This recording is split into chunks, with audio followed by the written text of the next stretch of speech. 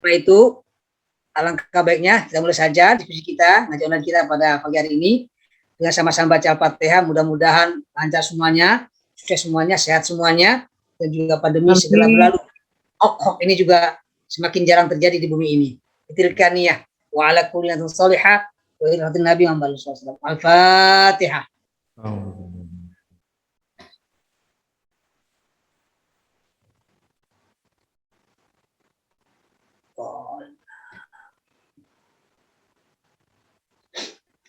Terima kasih, dan terima kasih kepada Ahmad Ali Balikambang yang telah bersedia untuk menjadi narasumber, dan juga terima kasih kepada pengurus Amali semuanya se-Indonesia yang bisa bekerja sama dengan kami Direktorat Pendidikan Dinia dan Pondok Pesantren. Untuk itu kami serahkan waktu sepenuhnya kepada moderator kita Ustadz Ali untuk memimpin acara ini. Nanti ketika proses sudah bergabung akan saya berikan informasi selanjutnya. Insya Allah kepada beliau di kelas 30-an beliau akan bergabung dengan kita. Silakan kepada Ustadz Ali dan monggo kepada Ki Fajar ya, dibuat seenak-enaknya saya relax mungkin sehingga acara ini bisa oke punya. Demikian, monggo Ustadz Ali. Terima kasih kepada Ustadz, kepada Kiai Ahmad Rusdi. Assalamualaikum warahmatullahi wabarakatuh. Waalaikumsalam wabarakatuh.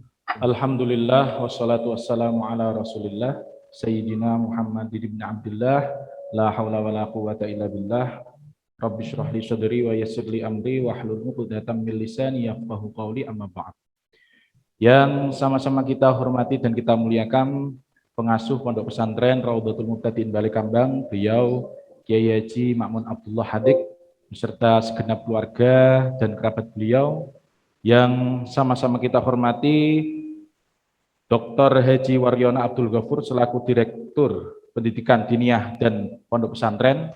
Yang sama-sama kita hormati Bapak Dr. Andes Haji Aceng Abdul Aziz MPD Kasubdit PDMA. Yang kita hormati dan kita muliakan Bapak Kiai Haji Nurhanan LCM THI selaku Ketua Asosiasi Mahat Ali seluruh Indonesia. Dan yang kita hormati juga narasumber kita pada pagi hari ini, beliau Kiai Haji Ahmad Fajar Inhal. Dan tak lupa kepada Mudir Ma'had Ali Raudhatul Muhtadin Balikambang, beliau Kiai Nuruddin Lubis MPD. Tak lupa juga kepada seluruh mudir dan mahasantri seluruh Indonesia yang kami banggakan. Alhamdulillah pada kesempatan pagi hari ini kita dapat berkumpul, kita dapat bermuajahah, kita bisa ngaji bareng di bincang di masa pandemi dengan Ma'had Ali, bekerja sama dengan Direktorat Pendidikan Diniyah dan Pondok Pesantren, Dijen Pendidikan, dan didukung dengan Asosiasi Ma'had Ali atau Amali dengan keadaan sehat walafiat. Salat serta salam tak lupa kita haturkan kehariban Nabi Agung Muhammad SAW. Semoga kelak di yaumil qiyamah kita mendapatkan syafaatnya, amin Allahumma amin. Hadirin hadirat yang kita hormati, sudah kita ketahui bersama bahwa perkembangan pandemi COVID-19 di negara kita, Indonesia, pada saat ini mengalami tren yang positif, dalam artian jumlah orang yang menderita positif COVID-19 pada saat ini terus mengalami penurunan yang signifikan. Tentu saja hal ini menjadi angin segar dan kabar gembira untuk kita semuanya. Namun adanya kabar gembira ini tak lantas membuat kita merasa euforia, bahkan sampai lupa diri, karena nyatanya pada saat ini kita masih menghadapi pandemi COVID-19. Tentu saja kabar baik ini pula tak lepas dari dukungan dari semua pihak, mulai dari pemerintah, baik itu pemerintah pusat maupun daerah, tidak terlepas juga dari peran serta para tokoh negara, para tokoh masyarakat, dan tentu saja para ulama kita, dan tak lupa juga peranan dari tenaga kesehatan yang menjadi gerbang utama atau yang menjadi hak orang terdepan yang melawan pandemi COVID-19 ini. Nah, perlindungan fisik yang kita lakukan setiap hari, mulai dari memakai masker, menjaga jarak, mencuci tangan, dan menghindari kerumunan, tentu saja merupakan salah satu ikhtiar kita dalam membentengi diri dari tersebarnya pandemi COVID-19 ini. Perlindungan fisik yang kita lakukan setiap hari tentu saja tidak akan berhasil secara optimal jika tanpa dibarengi dengan adanya perlindungan dari mindset kita atau dari pola pikir kita. Salah satu faktor yang mempengaruhi mindset atau pola pikir kita, salah satunya adalah informasi yang kita dapat setiap hari. Salah satu informasi yang kita terima tentu saja mengandung hoax atau berita bohong. Nah, inilah salah satu hal yang dapat mempengaruhi pola pikir kita. Maka dari itu, kita melindungi mindset kita dari tersebarnya hoax di masa pandemi. Karena pada hari ini kita akan ngaji bareng dengan tema menangkal tsunami hoax di masa pandemi dalam kajian ilmu jarh wa ta'dil yang nanti akan disampaikan oleh beliau Kiai Haji Ahmad Fajar Inhal LC.ME. Namun sebelum beliau akan memaparkan tulisannya, sedikit akan kami sampaikan profil dari beliau. Narasumber kita pada pagi hari bernama Ahmad Fajar Inhal. Beliau lahir di Jepara tanggal 23 November tahun 1983. Beralamat di Langon RT 11 RW 5 Tahunan Jepara, Jawa Tengah. Kemudian profesi beliau saat ini sebagai Ketua Komite Syariah di Rumah Sakit Islam Sultan Hadirin Jepara. Pendidikan beliau dimulai ketika beliau menempuh pendidikan di SD Negeri Demaan, kemudian melanjutkan pendidikan MTS dan MA di Ghazaliyah Syafi'iyah Sarang pada tahun 2000 sampai 2003. Kemudian beliau juga menempuh pendidikan pondok pesantren di Pondok Pesantren Al-Anwar Sarang kurang lebih selama 10 tahun, mulai dari 1995 sampai tahun 2005. Kemudian beliau melanjutkan pendidikan S1 di Universitas Ahmad Kaftaro Damaskus Suriah dan lulus pada tahun 2008. Kemudian melanjutkan pendidikan magister di Pasca Sarjana Ekonomi Syariah IAIN Kudus dan lulus pada tahun 2019. Pengalaman organisasi yang ditempuh beliau diantaranya adalah sebagai Ketua Tanfidiyah PCI NU di Syria dan Lebanon pada tahun 2008 sampai 2010. Kemudian menjadi pengurus BWI Kabupaten Jepara pada tahun 2015 sampai 2018 dan pembina Majelis Taklim As-Sofa Jepara. Selain itu juga beliau mempunyai akun Instagram yang kontennya berupa dakwah yang menyasar kaum milenial, yaitu dakwah slide. Nah, mungkin para hadirin nanti bisa langsung follow untuk memantau konten-konten selanjutnya. Itu profil dari narasumber kita pada pagi hari ini. Untuk lebih lanjutnya kami serahkan kepada beliau Kiai Haji Ahmad Fajar Inhal untuk memaparkan tulisannya. Kepada beliau waktu dan tempat kami haturkan. Baik, terima kasih sebelumnya Mas Ali Islam atas kesempatan yang diberikan kepada saya. Bapak Ibu sekalian, Assalamualaikum warahmatullahi wabarakatuh. Bismillahirrahmanirrahim. Alhamdulillahi rabbil alamin. Wassalatu wassalamul atamanil azkayanil akmalani ala sayyidina wa habibina wa syafi'ina wa qurrati a'yunina Muhammadin wa ala alihi wa ashabihi wa man tabi'a hudahu ila yaumiddin. Rabbana shrah lana sudurana wa yassir lana umurana wahlul 'uqdatam min lisanina yafqahu qawlana. Allahumma inna nabra'u min haulina wa quwwatina ila haulika wa quwwatika ya dzal quwwatil matin. Amma ba'd. Hadratal muhtaramin wal muhtaramat yang senantiasa kami tunggu dawuh dan juga fatwanya para kiai, para ibu nyai, para gus, pemimpin pondok pesantren, mudir Ma'had Ali di seluruh Indonesia dan yang berkesempatan hadir pada siang hari ini atau pagi menjelang siang hari ini. Wabil khusus yang selalu menemani kegiatan Ma'had Ali senior kami ini, panutan kami juga. Makanya sebenarnya yang paling bikin saya ndredeg itu harus menyampaikan sesuatu yang mungkin bagi Kiai Ahmad Rusdi ini apaan ini. Tapi saya berdoa semoga saya nggak malu-maluin Kiai Rusdi pastinya. Dan juga kepada Mudir Mahat Ali, Kiai Haji Nuruddin Lubis yang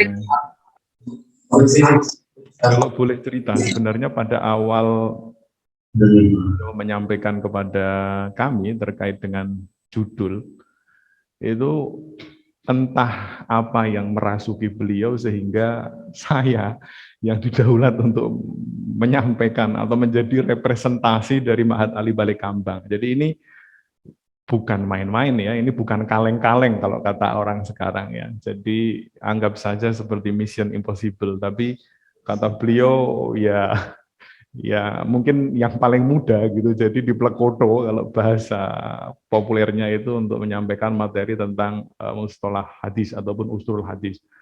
Nah sebenarnya pada awal diskusi ini sedikit bercerita tentang asbabul wurud ya Mas Islam, atau kronologi bagaimana bisa muncul judul ini adalah Mahat Ali ini punya tanggung jawab secara moral ya, tanggung jawab secara moral juga tanggung jawab secara profesional, karena masalah pandemi ini bukan hanya masalah individu, masalah organisasi, tetapi ini adalah masalah global.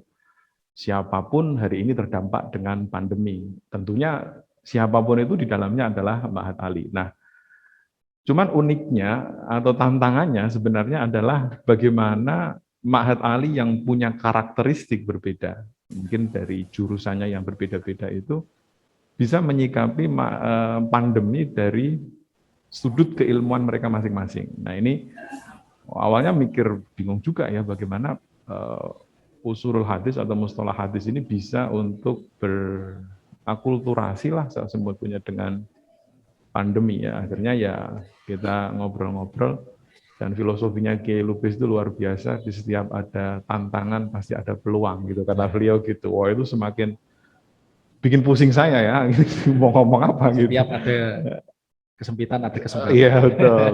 Yang penting jangan setiap ada tikungan titik itu jangan ya. Akhirnya kita menyimpulkan untuk mengambil salah satu bidang keilmuan ya. Ini juga buat teman-teman Mahat Ali yang hadir di secara luring ataupun secara daring.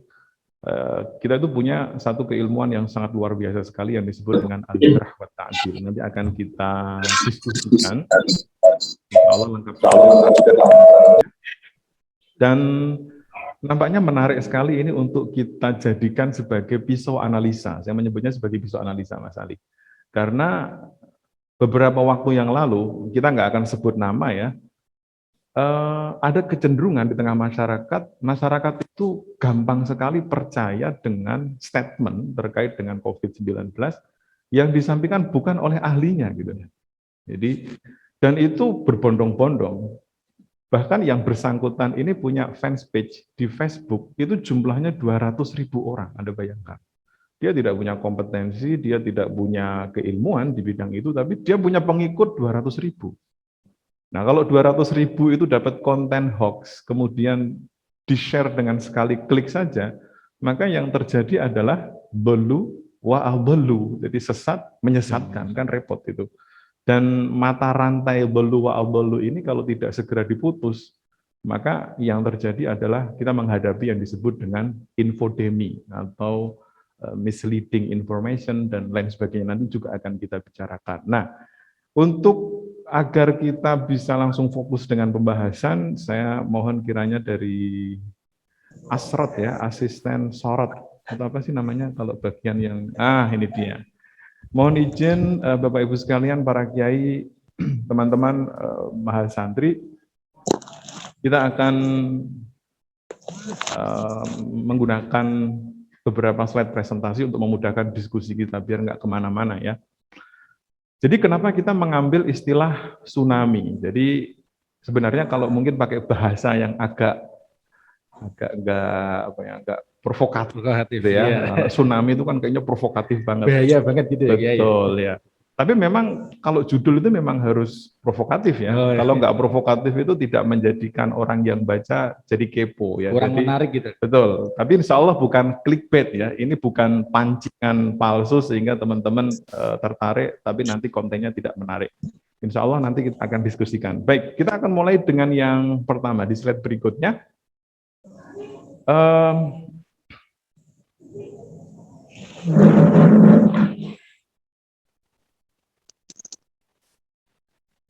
Kalau ini pakai PDF berarti bisa di back up, back down. Untuk slide berikutnya pakai back down.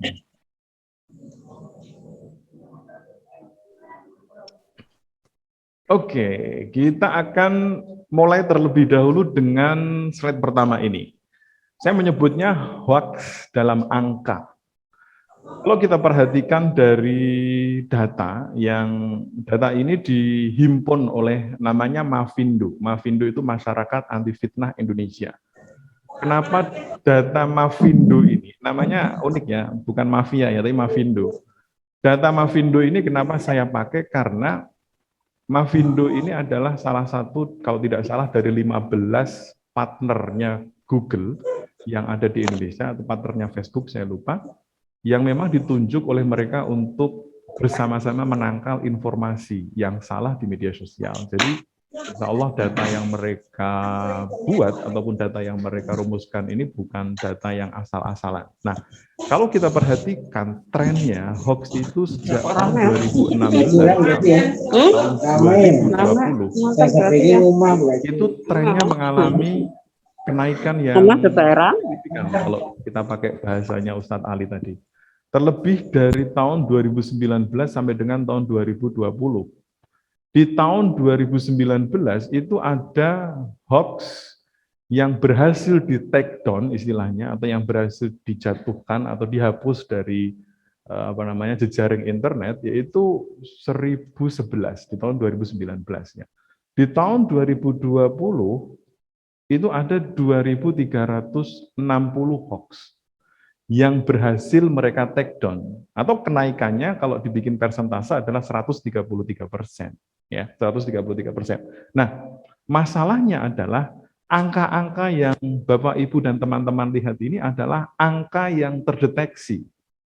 Artinya, angka ini didapatkan dari platform digital yang bersifat publik, contohnya seperti Facebook, kemudian juga Instagram yang sifatnya publik. Platform digital yang bersifat private seperti WhatsApp itu tidak terdeteksi di angka-angka ini kecuali dilaporkan oleh pemiliknya. Jadi seumpama saya dapat postingan dari Mas Ali gitu ya tentang bahwa berkumur dengan air garam itu bisa menyembuhkan penderita COVID ya. Nah, saya laporkan itu, maka akan terbaca oleh database-nya Mavindo. Kalau tidak dilaporkan, maka itu tidak terbaca. Artinya bahwa angka 200 atau 2.360 ini masih belum angka final. Masih ada banyak sekali hoax yang tidak terdeteksi. Nah, lalu bagaimana dengan tahun 2021? 2021 tentunya data itu masih ongoing ya, masih berjalan. Tetapi dari beberapa referensi yang saya baca, kecenderungan hoax di tahun 2021, lebih yang ada kaitannya dengan COVID-19, seperti yang paling happening adalah terkait dengan masalah vaksin, ini trennya menurun. Jadi kecenderungannya menurun. Jadi tadi kalau dikatakan angin segar, ya memang alhamdulillah sekarang di Jepara sendiri kita sudah level 2 ya. Kemudian juga tren internasional, juga angka kematian juga sudah mulai melambat, dan juga hoax ini, atau saya menyebutnya produksi hoax, ini juga sudah mengalami penurunan, ya meskipun agak lambat, tidak begitu signifikan. Oke, di yang berikutnya, di slide berikutnya, kita bisa melihat, ini juga masalah yang dihadapi oleh netizen plus 62. Kalau anak-anak bisa, atau teman-teman ya, menyebutnya plus 62 itu berarti pasti, itu maksudnya adalah orang Indonesia. Beberapa waktu yang lalu Microsoft bikin survei. Survei itu tentang Digital Civility Index ataupun indeks kesantunan di dunia digital. Kalau dalam bahasa gampangnya, bagaimana sih kesopanan orang Indonesia itu kalau main internet gitu. Nah, ternyata Datanya cukup mengkhawatirkan. Kita itu berada di sebelah kanan yang saya kasih kotak berwarna pink ya. Di sebelah kanan dan peringkat kita adalah 29 dari total 33 atau 32 negara. Jadi kita berada di urutan yang paling buncit atau dalam bahasa yang agak kasar, kita ini dinilai oleh Microsoft sebagai netizen yang kurang sopan dalam bermedia sosial. Nah, ini juga masalah kan? Nah, setelah kita telaah data yang dibuat oleh Microsoft itu, ternyata ada 3 faktor yang menjadikan angka kesopanan kita itu hancur. Yang pertama, apalagi kalau bukan hoax. Yang kedua adalah bully atau perundungan, dan yang ketiga adalah hate speech ataupun ungkapan kebencian. Coba deh, ini mungkin teman-teman mahasantri nih yang masih hijau ya, masih masih muda-muda. Ingat nggak, Evan Dimas itu beberapa waktu yang lalu kan pernah disleding sama pemain dari timnas mana itu. Akhirnya dia cedera kan. Apa yang terjadi? Instagramnya yang nyeleding itu dikunjungi, silaturahim bahasanya, Masya Allah. Dia pakai bahasa silaturahim loh.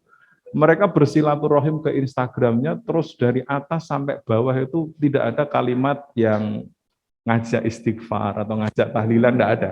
Semuanya umpatan semua, Mas. Sama halnya ketika BWF, ketika kita di Inggris kemarin, Minion nggak bisa tampil gara-gara tidak lolos screening COVID kan, akhirnya nggak bisa kan, dipulangkan. Apa yang terjadi?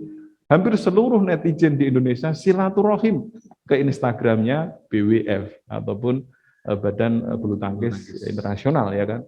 Dan di situ umpatan semua munculnya.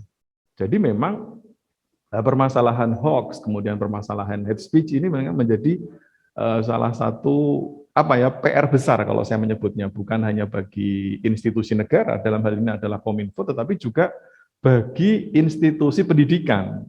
Contohnya seperti kita adalah para akademik ya, para mahasantri ini juga harus punya kontribusi gitu, bagaimana cara memberikan edukasi kepada masyarakat untuk mengerem laju hoax yang luar biasa ini. Oke, next. Berikutnya, nah ini adalah 5 besar. Saya menyebutnya 5 besar karena ada banyak sekali, ada sekitar 10 platform media sosial yang menjadi sarang hoax. Nah, ya. Yang pertama adalah Facebook atau Facebook. Facebook ya. Ada yang kedua adalah WhatsApp, yang ketiga adalah Instagram. Kalau kita perhatikan urutan 1, 2, dan 3 itu semua miliknya siapa?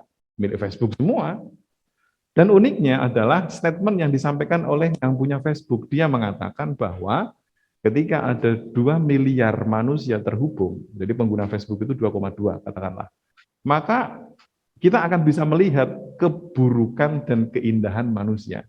Jadi Facebook itu kayak semacam darum tihanin, darub tilain.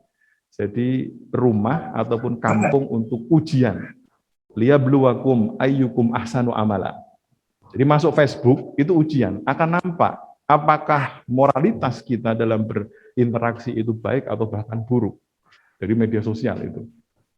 Kenapa? Karena besar media sosial bahwa orang masuk ke media sosial itu dia akan menyampaikan identitasnya secara asli kan, bahkan juga ada yang takut karena banyak juga penipuan. Kan ada itu cowok tapi foto profilnya pakai cewek cantik ya kan, akhirnya cowok ngajak kenalan terus kecewa karena ternyata cowok sama cowok kan gitu kan, istilahnya hode ya. Oh gitu ya. Dan uniknya adalah ketika orang mengakses media sosial apapun itu, Facebook, Instagram atau WhatsApp, dia merasa dia boleh melakukan apapun, ya, bahkan dia merasa ini beranda saya, apapun yang saya sampaikan, apapun yang saya tuliskan terserah gue kan, ya. Gue juga yang beli pulsa, HP punya gue, lu urusannya apa? Sehingga ini juga masih menjadi permasalahan dalam komunikasi publik kita ataupun bagaimana kita berinteraksi di media sosial. Oke. Ini masalah semua ya, dari slide pertama, slide kedua, slide ketiga, masalah semua. Jadi inilah kenapa pembahasan tentang hoax itu menjadi sesuatu yang penting untuk kita bicarakan. Berikutnya, di slide berikutnya, kita akan berbicara tentang pandemi. Nah, hubungannya apa? Ternyata hoax itu, ataupun korelasi antara pandemi dengan hoax itu sudah terjadi jauh hari sebelum kita hidup hari ini. Teman-teman pasti pernah membaca yang disebut dengan flu Spanyol, karena awal ditemukannya pada saat itu adalah di Spanyol, di tahun 1918.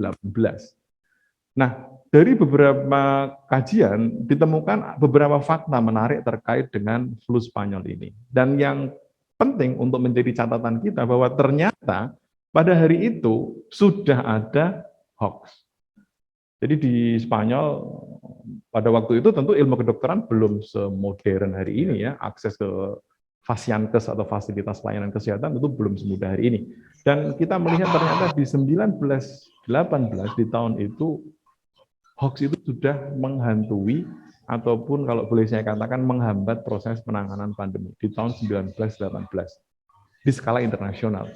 Lalu bagaimana dengan Indonesia? Di slide berikutnya saya akan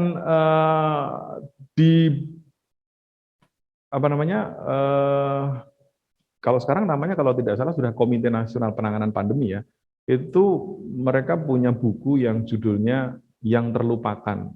Judul lengkapnya di slide berikutnya. Nah ini, Yang Terlupakan Pandemi Influenza 1918. Kalau teman-teman lihat, di slide tersebut ada gambar foto ya. Foto itu foto diambil pada hari itu. Konon katanya, dari sumber yang saya baca, foto itu terjadi kalau tidak di daerah Rembang, Blora. Di dua daerah itu, di buku tersebut disebutkan. Nah, kalau dilihat gambarnya, mungkin buat teman-teman yang tidak bisa detail melihatnya, mungkin saya jelaskan sedikit bahwa di situ ada gambar 2-3 orang perempuan yang menjual jamu dan kemudian dikelilingi oleh orang. Mereka itu kurang lebih ceritanya ingin minum jamu dalam rangka untuk menangkal influenza 1918.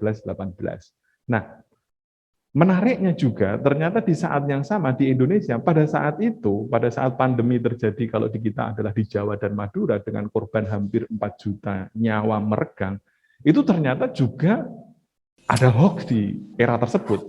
Di zaman yang masih susah itu, ternyata juga ada hoax. Hoaxnya apa? Salah satu hoaxnya adalah di daerah Wonogiri, kalau tidak salah, itu ada keyakinan bahwa lele itu bisa menyembuhkan influenza. Nah, sehingga apa yang terjadi? Panik bayi. Itu kan sama seperti yang kemarin itu kan, nggak usah disebutkan, nyebut merek kan nggak boleh ya, nanti dimarahi sama Kiai Rusdi saya. Nggak ada sponsornya. Yang ya itulah pokoknya ya, yang beruang tapi naga itu loh ya, itu ya sebutin ya. Apa yang terjadi? Masyarakat panik. Dan kepanikannya itu cukup meresahkan ya. Kenapa meresahkan? Karena kepanikan itu divideokan kemudian disebarkan di media sosial sehingga orang kemudian berpikir, oh gue kalau minum susu ini, aduh malah kebuka kan, terus jadinya kebal. Padahal secara ya kalau kita ngomong secara evidence base, secara bukti ilmiah belum terbukti juga kalau minum itu akan terhindar dari COVID. Tapi untuk pencegahan mungkin bisa. Nah, sama halnya dengan kasus lele tadi di 1918 itu juga sudah terjadi. Usut punya usut, ternyata yang memviral berita bahwa lele bisa menjadi obat itu adalah penjual lele itu sendiri. Jadi Anda tahu sama ya. Ujung-ujungnya cuan, Mas. Ujung-ujungnya cuan gitu. Ujung-ujungnya yang duit. Memviralkan gitu. Mungkin itu juga yang wallahu alam ya. Kita nggak boleh menjual menebak. susunya ya. Itu juga sama kasusnya di beberapa daerah juga di Jawa Tengah. Ada orang-orang itu yang mengaku bahwa dia mendapat apa ya kalau kata orang Jawa itu wangsit ya kayak semacam dia ketemu dengan Nyi Roro Kidul kemudian dia diberikan kekuatan untuk bisa menyembuhkan dengan sekali sentuh gitu ya. Kalau yang biasanya sekali sentuh itu dompetnya hilang ya, tapi kalau ini sekali sentuh bisa menyembuhkan. Itu juga terjadi pada saat itu sehingga orang berbondong-bondong ingin diobati oleh orang yang katanya tadi kan. Dan itu kan juga terjadi di sekitar kita kan. Dulu kan ada yang bilang kalung ya, kalung apa itu kita pakai kalung otomatis nanti nggak kena gitu. Bahkan di Ponari dulu juga ada. Ya. Nah di beberapa daerah kita nggak akan sebutkan daerahnya ya, itu juga ada yang masang kayak orang-orangan sawah. Jadi orang-orangan sawah itu mungkin nganggepnya kalau COVID ini semacam gendruwo gitu ya, sehingga kalau dikasih orang-orangan sawah itu COVID-nya akan pergi dan masih sebaiknya. Nah pangkal masalahnya adalah bisa jadi bukan karena masyarakatnya, bisa jadi karena memang masyarakat kita ini sudah banyak sekali dijejali ya kalau boleh saya menyebutnya, ataupun mereka itu sudah kewalahan gitu dengan hoax yang menyebar secara masif. di penelitian terbaru menyebutkan 90% masyarakat Indonesia pernah terpapar hoax. Itu angka yang tidak main-main. Artinya kita semua ini berpotensi pernah kena tipu gitu. Setidaknya dapat SMS menang 250 juta. Nah, itu kan juga saya hoax, sering gitu. ya. Oh, sudah sering ya? Saya sering. Nah, itu repotnya kan dapat uangnya tapi nggak bisa dicairkan, kan jadi jengkel kita kan. Kalau ada gitu kan, kita makasih sama yang ngirim gitu ya. Dan artinya modus-modus seperti itu tidak pernah berhenti karena ternyata masih ada orang yang tertipu kan. Logika gampangnya seperti itu. Oke, yang berikutnya. Nah, ini dia. Kita akan mencoba untuk menyampaikan beberapa isu ataupun tema yang sering muncul selama pandemi. Yang pertama, yang paling sering itu adalah isu politik. Itu menempati urutan pertama dengan 67,20%. Isu politiknya, terlebih kalau sudah deket-deket dengan pil-pilan itu ya, itu pas pokoknya lah rame, pokoknya grup WA kita nggak pernah berhenti ya. Posting sana, posting sini, urusan politik. Yang menarik adalah, ini tahun 2020 ya, survei ini dilakukan, disebutkan bahwa hoax kesehatan itu peringkatnya naik menjadi peringkat kedua mengalahkan hoax yang bertemakan agama. Jadi karena pandemi, dia mengalami kenaikan. Jadi, ini juga menjadi keprihatinan ya.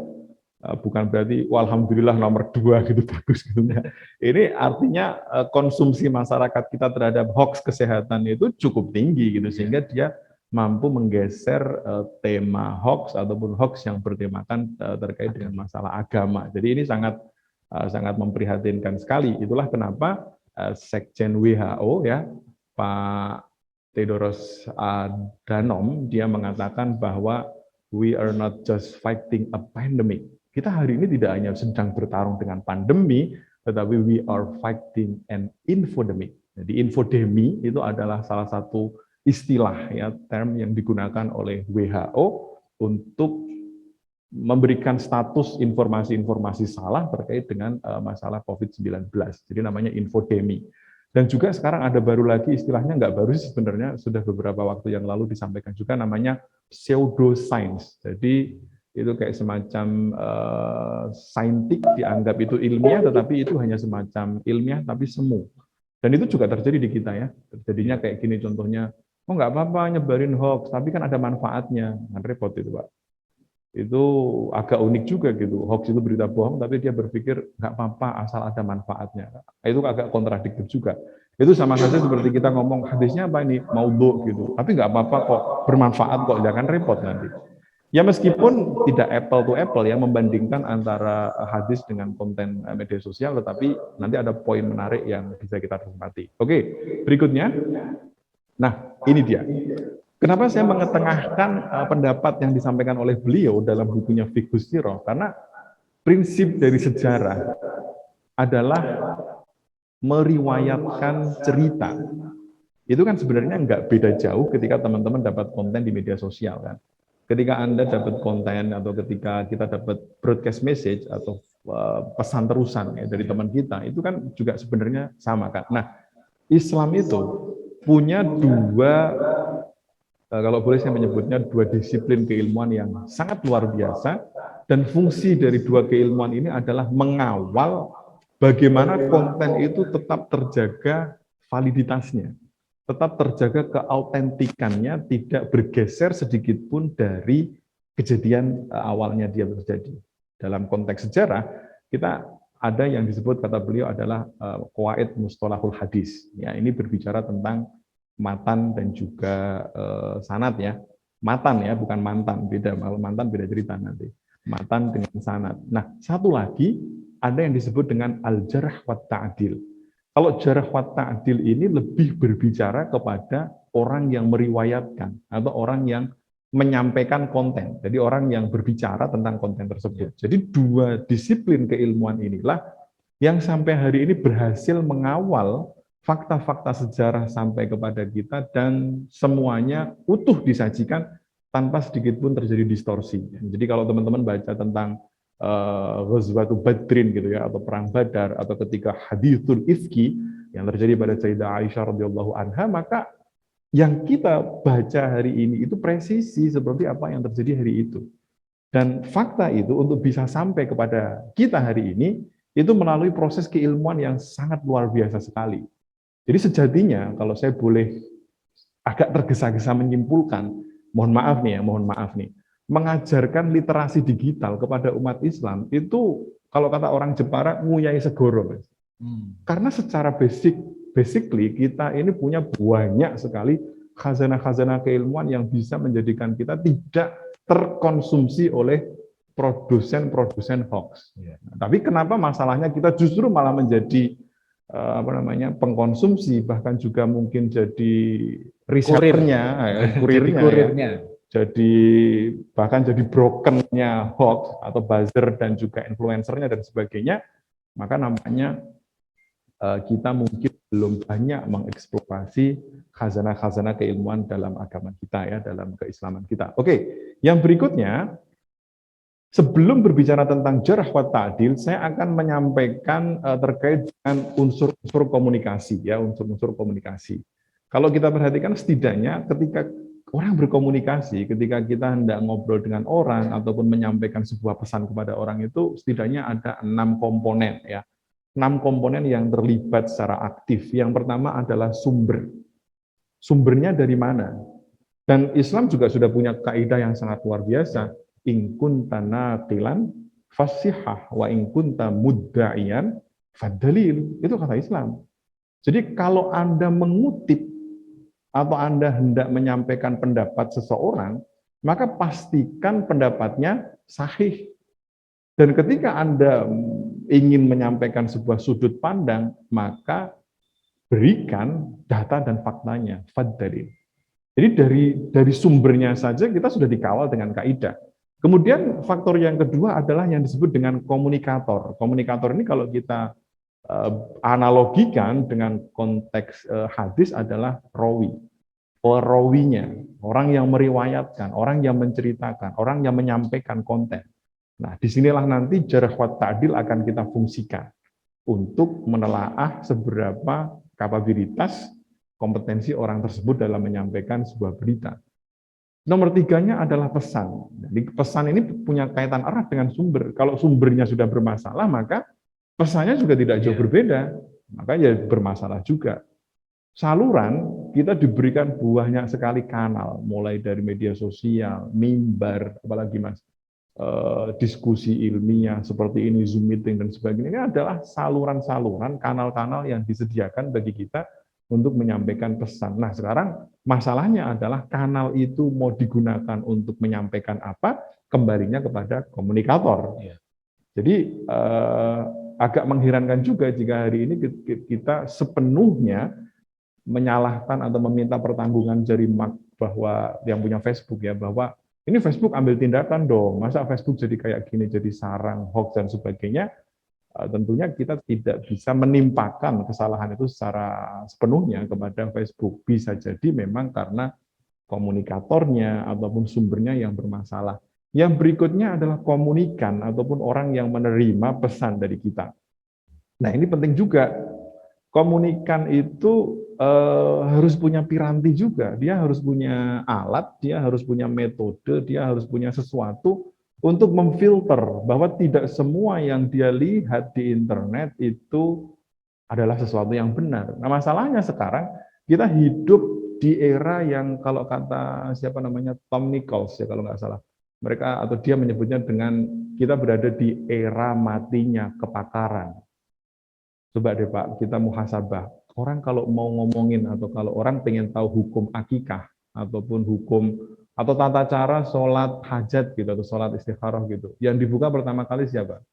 Google. Atau hubungin Guru Mahat Ali. Google, Pak. Google sama YouTube. YouTube ya.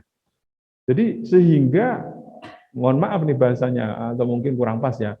Otoritas keilmuan itu sekarang beralih ke Google University atau kalau pakai bahasanya Mas Ali mungkin Syekh Google ya, rahimahullah mungkin ya. Jadi, nah sementara kita hidup di era yang disebut dengan kan sekarang sudah bukan zamannya IT. Kalau dulu IT kan Information and Technology. Kalau sekarang kita DT, Data and Technology. data itu butuh diverifikasi, butuh divalidasi, baru kemudian kita telan. Jadi tidak semua yang ada di internet itu sesuatu yang pasti benarnya gitu ya. Belum tentu orang yang bahagia di internet, hari ini makan itu, hari ini makan ini, itu belum tentu hidupnya bahagia. Bisa jadi dia punya urusan dengan pinjol, kan bisa jadi kita kan nggak tahu kan. Nah, jadi kayak semacam kebahagiaan semua. Dan ini mohon maaf, tidak semua komunikan punya kemampuan untuk membedakan konten yang baik baginya dan yang buruk baginya. Sehingga yang jadi masalah adalah efek dampak dari dia setelah dia menerima konten. Saya mau cerita pengalaman saya di rumah sakit, Mas. Kebetulan saya di RSI atau di rumah sakit itu juga kadang-kadang kita diskusi lah dengan teman-teman mulai dari garda terdepan, dari IGD sampai dengan kamar jenazah gitu. Salah satu yang menarik, mungkin juga dialami oleh Bapak Ibu sekalian di tempat Bapak Ibu sekalian adalah istilah yang digunakan oleh beberapa orang. Saya nggak menyebut kebanyakan, ya, beberapa orang bahwa rumah sakit meng-COVID-kan pasien. Pernah dengar ya? Ya. Jadi orang kalau masuk rumah sakit itu auto COVID. Ya, kalau auto ganteng sih nggak apa-apa. Kalau auto COVID kan repot, Pak. Kalau meninggal juga pasti auto COVID. Auto COVID ya kan gitu. Oke. Nah, setelah kita runtut ya, kalau di tempat Bapak Ibu kita nggak tahu juga ya, tapi setelah beberapa kasus itu kita diskusikan dengan pihak keluarga pasien gitu, dia dapat informasinya kayak gitu. Jadi kalau ada orang di COVID-kan itu rumah sakit nanti dapat uang sekian ratus juta gitu. Bahkan saya pernah diisukan satu jenazah COVID karena kebetulan saya pemulasaran jenazah COVID, itu satu jenazah saya dapat 100 juta, Mas. Jadi saya pikir 4 jenazah saya berangkat ke Balikambang naik Alphard, saya bilang gitu. 0,5 miliar gitu ya. Dari mana mereka punya asumsi atau berpraduga yang demikian? Ya dari diskusi publik, dari beberapa berita yang menyebar. Jadi kalau di rumah sakit itu ada yang disebut dengan diagnosa. Diagnosa itu ini pasien kena apa sih? Nah, untuk menegakkan diagnosa itu butuh bukti ilmiah. Jadi tidak asal-asalan terus Mas Ali datang gitu, pilek gitu, enggak, kan ada prosesnya, ada prosedur, ada SPO yang harus diikuti, baru kemudian ditegakkan diagnosanya. Tapi masyarakat, we don't care, pokoknya meng-COVID-kan ya sudah meng-COVID-kan. Sehingga yang terjadi seperti itu ya, banyak sekali kita lihat reaksi publik, kemudian ya saya pikir itu wajar, karena memang siapa sih yang enggak terdampak oleh COVID, semua orang pikirannya juga sangat terpacu sekali dan stres mungkin dengan COVID, siapapun hari ini. Makanya kesehatan mental itu menjadi isu di dunia kami, di dunia kesehatan. Nah ini tentunya saya berharap nih Kiai Rosdi dan bapak-bapak yang mengampu Mahat Ali ya, itu bisa juga berkontribusi gitu, ada terapi-terapi spiritual gitu ya, Mahat Ali yang jurusan tasawuf atau apa gitu ya, punya ya berbicara tentang kesehatan atau mental illness ini, iya kesehatan mental itu penting. Banyak loh Bapak Ibu sekalian, orang-orang yang jatuh mentalnya gara-gara dibully kan. Jadi ketika dia di positif ya, ketika dia hasil PCR-nya positif gitu, dia akan menjadi bulian. Bahkan di dekat dari tempat ini pernah ada seorang perempuan dan anaknya yang masih bayi diusir dari kampungnya gara-gara dia positif. Ada bayangkan, sampai sebegitunya hoax itu memberikan dampak yang tidak baik kepada masyarakat. Nah, oke. Itulah kenapa teman-teman sekalian, Bapak Ibu, para kiai yang senantiasa dirahmati oleh Allah, di slide berikutnya ini bisa dilanjutkan. Ini sangat menarik sekali untuk kita renungkan bersama apa yang disampaikan oleh Imam Muhammad bin Sirin. Beliau mengatakan, lam yakunu yas'aluna 'anil isnad falamma waqa'atil fitnatu qalu sammu lana rijalakum fayunzuru ila ahli sunnati fayukhadu hadithuhum. Dulu pada era di mana belum terjadi banyak sekali penyebaran hadis-hadis palsu ataupun belum terjadi banyak pelanggaran ya, orang kalau ngomong hadis itu is oke, tidak ada masalah. Tapi lama waqa'atil fitnah, ketika masalah timbul, kemudian terjadi seleksi, terjadi proses. Coba sebutkan, kamu dapat berita ini sumbernya dari mana? Rijalnya siapa? Rawinya siapa? Kalau memang rawinya itu kredibel, kalau yang meriwayatkan, yang menyampaikan itu adalah orang-orang yang memenuhi kualitas atau memenuhi prasyarat yang dibuat, fayukhadu hadithuhum, maka hadisnya akan bisa dipegang ataupun dijadikan sebagai pegangan. Tapi yang berikutnya, wa yunzuru ila ahlil bid'ah fala yu'khadhu minhum. Kalau yang meriwayatkan itu orang-orang yang enggak benar, orang-orang yang tidak kredibel, iya tidak kredibel ya.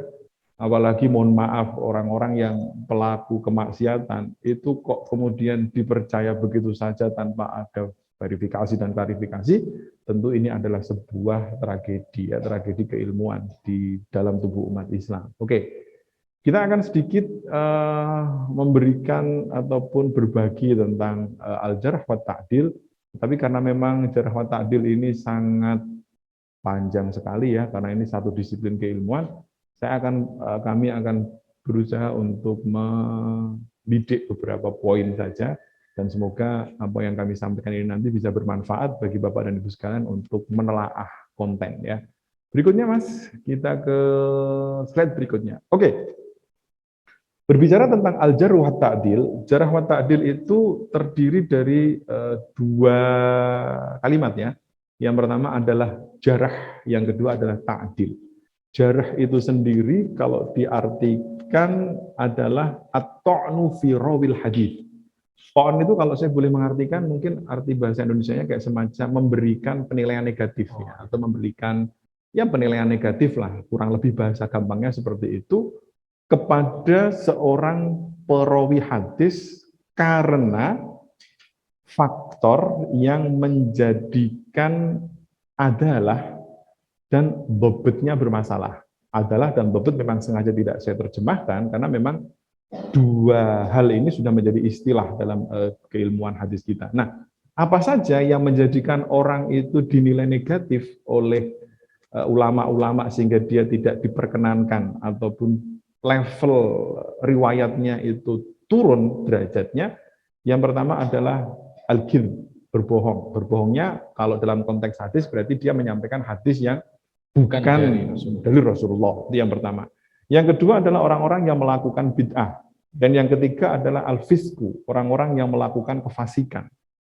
Su'ul hifzi ataupun hafalannya buruk, ini juga berpengaruh terhadap kualitas konten yang diriwayatkan oleh seorang rawi. Karena inkonsistensi dia dalam menghafal sebuah konten itu juga akan menjadi bermasalah ya, karena khawatirnya konten yang pertama dengan konten yang berikutnya nanti akan berbeda.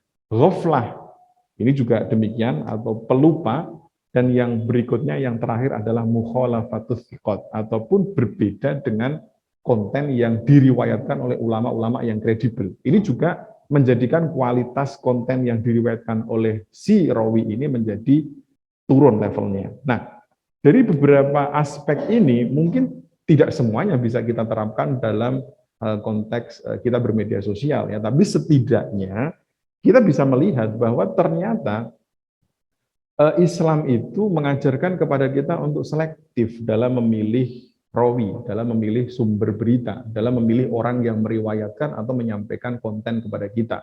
Nah, yang menarik di sini adalah yang terkait dengan masalah adalah. Adalah itu orang dikatakan tidak adil, adil dalam konteks mustalah hadis itu salah satu yang menarik itu adalah dia melakukan sesuatu yang dilarang oleh agama, jadi dia tidak lagi takwa. Dan yang kedua adalah dia melakukan sesuatu yang menciderai moralitasnya. Ini luar biasa sekali gitu. Ya. Jadi moralitas itu bisa jadi tidak sampai haram gitu. Muru'ah bahasanya, ya moral. Itu tidak sampai haram, tetapi menjadi tidak pantas dilakukan oleh orang tersebut. Ya. Bahkan hal yang demikian digunakan oleh para ulama kita untuk menilai sebuah kualitas konten gitu. Jadi seumpama nih mungkin contohnya siapa ya? Contohnya yang di luar saja gitu, disebut sebagai ustadz gitu. Kemana-mana pakai celana pendek mungkin ya, nongkrong di kafe gitu sambil godain cewek gitu ya. Itu sudah haram atau belum ya? Ya anggap saja itu yukhilu bil muro'ah gitu ya. Anggap saja itu sesuatu yang tidak sesuai dengan moralitasnya sebagai ustadz. Ya. Maka orang yang seperti itu ketika dia menyampaikan sebuah berita, itu kualitas kontennya pun juga sudah mengalami distorsi. Dia sudah tidak sampai pada grade-nya itu dia diturunkan karena dia melakukan sesuatu yang menciderai moralitasnya. Luar biasa. Jadi ketika teman-teman sekarang membaca sebuah hadis yang sampai kepada kita dan itu levelnya adalah sahih atau hasan ya, itu bukan main-main itu. orang yang meriwayatkan itu berada pada level tertinggi sejarah umat manusia gitu. Ya kalau sekarang mungkin agak susah nyarinya ya. Makanya kalau sekarang itu saya lebih mengartikan adalah otoritas yang terkait gitu. Kalau urusan agama mungkin dari Kemenag ya, Kementerian Agama atau MUI, kemudian dari aspek kesehatan kita bisa merujuk ke Kemenkes ataupun pihak-pihak yang ditunjuk oleh pemerintah terkait dengan hal tersebut. Sehingga ketika ada konten yang nyeleneh nih, konten yang nggak sama dengan konten yang disampaikan oleh athiqah ataupun otoritas terkait, maka perlu kita telisik itu, perlu kita telaah gitu. Ini Robinya gimana? Wah ternyata Robinya pemusik, wah, anak band ternyata ya, yang paham-paham, yang nggak paham nggak apa-apa ya. Setelah ditelisik lagi, wah jago minum gitu seumpama. Ya kan otomatis lah. Kalau kita ngugemi, kalau kita bersandar pada kaidah al-jarh, maka riwayatnya perlu kita persangsikan, kita perlu pertanyakan. Meskipun dia diundang di acara podcast yang follower YouTube-nya itu sampai 15 juta ya kan. Tapi itu tidak menjadi jaminan karena ya memang dunia media sosial itu yang banyak followernya kebenaran berada bersama mereka. Tapi kita punya yang lebih didengar gitu lah. Iya, dan itu lebih mempengaruhi juga kan. Makanya influencer itu nggak perlu pinter, yang penting punya follower banyak jadi influencer ya. Yang berikutnya adalah ta'dil. Kalau ta'dil ini kebalikannya daripada jarh. Kalau jarh tadi memberikan penilaian negatif, kalau ta'dil ini lebih ke memberikan penilaian positif. Nah, tapi yang memberikan penilaian ini adalah imam-imam ataupun ulama-ulama otoritas yang berada di atasnya. Jadi mungkin ada yang bertanya, bagaimana tentang objektivitas? Subjektif nanti temennya gitu, karena saya temennya Mas Ali saya bilang baik ini gitu ya, gitu ya. Nah itulah luar biasanya ulama-ulama kita. Jadi mereka tidak punya tendensi apapun, mereka tidak punya kepentingan apapun kecuali keikhlasan kepada Allah Subhanahu Wa Taala. Makanya saya bilang luar biasa sekali mereka ya. Nah salah satu cara untuk bisa mengetahui apakah dia dinilai positif atau tidak itu kita bisa melihat yang pertama, ayyanusso imamun min a'immatil hadis ala adalatihi wa dhabtihi. Namanya itu masuk whitelist atau daftar putih ya. Jadi dia oleh ulama yang lebih senior gitu itu ditunjuk sebagai ente baik, boleh meriwayatkan. Terkenal ya, kalau baik gitu loh. Terkenal, bukan terkenal, jadi ditunjuk dia, penunjukan gitu. Kalau sekarang mungkin seperti konteksnya kalau hari ini mungkin pemerintah kita dalam menghadapi pandemi kan ada pihak-pihak yang dilibatkan ya. Jadi kurang lebih seperti itu. Artinya pemerintah kan tidak gegabah ketika pemerintah menunjuk MUI untuk mengeluarkan fatwa tentang bagaimana sholat dengan menggunakan hazmat ya ataupun APD level maksimal. Itu kan pemerintah nggak ngasal kan, artinya mereka juga punya pertimbangan sehingga ditunjuklah. Kemudian di MUI nanti para ulama berembuk, akhirnya muncullah sebuah fatwa. Sama halnya dengan banyak hal ya bisa kita contohkan bagaimana, juga contohnya mungkin seperti masalah obat ya, penggunaan obat gitu. Kan kalau sekarang mungkin teman-teman, mungkin kemarin juga sempat viral ya, penggunaan obat tertentu untuk terapi COVID-19 yang katanya obat untuk malaria dan sebagainya. Itu justru yang paling banyak menyebarkan kan bukan dari otoritas terkait, tetapi dari yang jualan obat kan. Jadi ini menjadi semacam ya kerancuan di tengah masyarakat, dan yang terjadi adalah banyak dari mereka yang mengkonsumsi dengan tanpa pendampingan dari ahli dzikr ataupun orang yang berkompeten di bidangnya. Jadi itu yang pertama. Yang kedua, ishtiharu adalatihi baina ahli ilmi. Jadi orang ini memang track recordnya sudah baik ya. Dia itu sudah famous, dia sudah masyhur, tapi masyhurnya itu baina ahli ilmi, artinya di antara orang-orang yang kompeten gitu. Bukan masyhur di kalangan netizen, kan repot juga nanti. Kalau di kita itu yang penting nyeleneh kan viral gitu ya. Kalau sudah viral monetize, kalau monetize balik lagi cuan kan gitu kan.